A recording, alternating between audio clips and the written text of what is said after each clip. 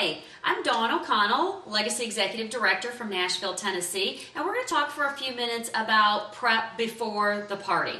So I got here today about 30 minutes ahead of time. We're having a 7 o'clock party.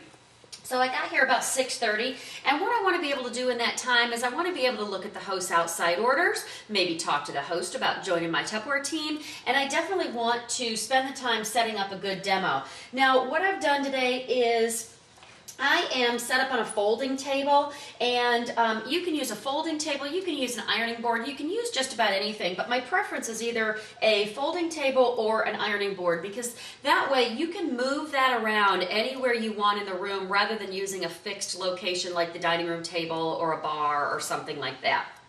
Now, you can also see that I've got a little visual interest, and of course you can always add seasonal items if you're close to the holidays or 4th of July or Easter or things like that. Those are always really nice to look at and make your table very appealing. But you'll see that I've got my rectangle cake taker, I've got my Fridge Smart vent and serve set, I have got the 3-quart and the cone, I've got the Quick Chef, open house chip and dip, and what I want to do is I want to show things that are either sets or I want to show things that are a little bit higher. Most of your customers, if they're looking for inexpensive items, they're looking for sippy cups, they're looking for sippy seals, they're looking for cereal bowls, they can find those things all by themselves. What I want to do is I want to build those party orders to help my host have the very best party that she can possibly have. So that's why I'm really concentrating on things like this, and definitely the basics. If you can really fall in love with the basics, the vent and serve, the Fridge Smart, the modular mates, fall in love with those, learn them, love them, and use those to build your business, then you can just sprinkle in those seasonal items or those sales specials as you want to just kind of spice things up. So now also I'm dressed for success. I always want to keep in mind that, you know, I don't have to wear a 3-piece suit or sequins or a feathered boa to a party, but what I want to do is I want to kind of dress one up from the people who are coming to the party. So I'm going to avoid jeans. I'm going to avoid flip-flops in the summer. I'm going to avoid shorts. I'm going to avoid sneakers and leggings and things like that. Just, you don't have to spend a whole lot of money, but you can get a nice pair of pants, a nice pair of khakis, a couple of tops, and you just rotate through them, and you just want to look like you're making money. Otherwise, no one would want to do what we do, right? So, always want to keep in mind dress for success. Now, a little bit about the tablecloth. You don't have to have a fancy tablecloth. You see that I've earned the Tupperware tablecloth. Tupperware does that periodically, but you can get a pink tablecloth, a green tablecloth, plaid. It does not matter at all. Now, another thing really quickly I just want to touch on about the folding table, the ironing board. Kind of a really good tip about that is it does kind of keep you in check with the amount of things that you bring to the party. With the ironing board or the table, kind of a good rule of thumb is if it fits on top, you brought enough stuff. If it doesn't all fit, then you brought too much stuff, and the more things you bring, the more confused everybody gets, and you'll really notice a difference in your sales. So if it fits on top, wonderful. And a good rule of thumb for me is the things that go underneath are the things that they can earn for free, or the door prize, the thank you gift, things like that. So, now, I have got some gifts here for my hostess, keychains, magnets, things like that. Those are the things that I only give to the hostess. No one can get those any other way, is the keychains and the magnets. And what I like to do is I like to hide them inside of the products rather than give my hostess a great big wonderful bag all at one time, and if someone comes late they don't get to see that. So I'm going to start my hostess out with a keychain because she's the key to my business. So I'm going to start her out with one of our wonderful keychains, and then as I'm into the demo and I'm demonstrating, oh my gosh, look, I found a gift for Julie. I'm so excited that she invited me into her home, and I'm demonstrating the Vent and Serve, so I've got the Vent and Serve magnet for her.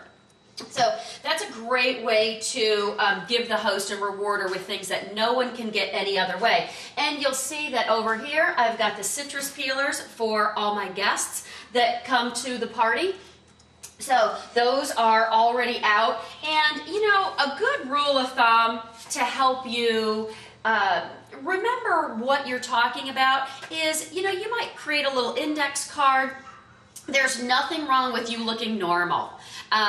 People want to be able to look at you and go, oh, I so could do that. You know, I need a little extra money and I so could do Tupperware. So create yourself a little index card so you got a little cheat sheet. If you got a script, feel free to bring that. People are intrigued by thinking, wow, where did you get that? Oh, I got that from my director or my manager or whatever. And so they know that it's really easy for you to do your party. Another really good tip that you could do is maybe take your products, take a little label, and on the bottom of the label put the item number, maybe the price, and the page number, so that when you demonstrate this, you pass it around, the person halfway around the room can look at it and go, oh, okay, yes, I can find that on page 35. So it's a great way to do that as well.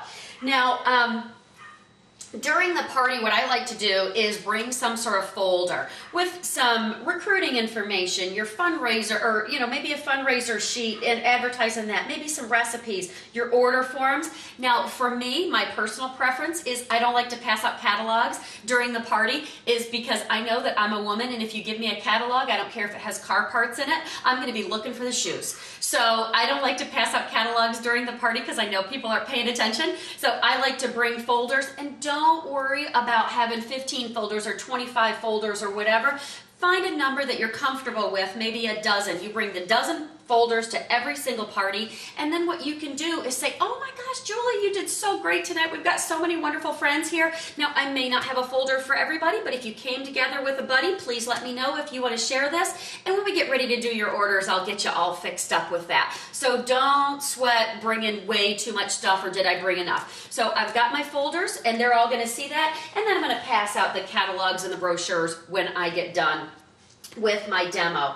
And another thing that I just wanted to share with you really quickly, this is just kind of a personal preference for me, kind of along the lines of dressing for success, is that I don't like to eat at parties because I figure that I don't get paid to eat. And so, I might get something to drink, but, everybody's going to ask you for something and they're so proud of their food, and I can say, oh gosh, you know what? I really don't need anything right now, but I would love to take something with me, and that way you don't offend anybody. So just kind of a really good rule of thumb about that. But I want to thank you so much for spending time with me, and I hope this really helped you to set up a fabulous demo. Thank you very much.